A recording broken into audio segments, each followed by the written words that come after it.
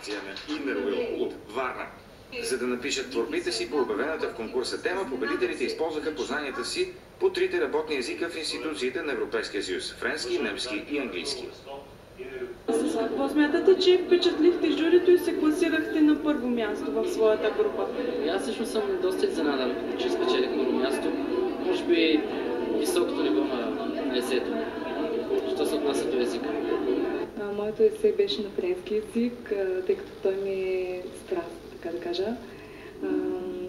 За мен беше изключително удоволствие да участвам в конкурса, да се състезавам, да покажа, че мога и най-вече да бъда сред други млади хора, които също искат да работят, да се състезават и да им се дава стимул.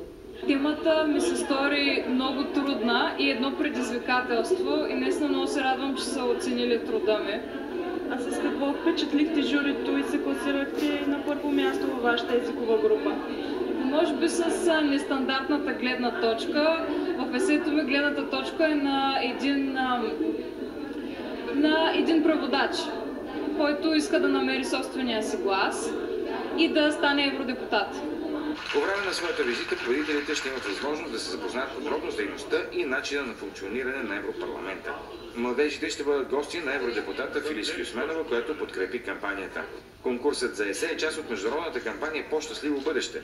Тя е обявена през април 2012 година и ще завърши през 2015. Дамите от Варна посвещават инициативата на Световния ден на своята организация. Ръководител на проекта е Нели Братоя.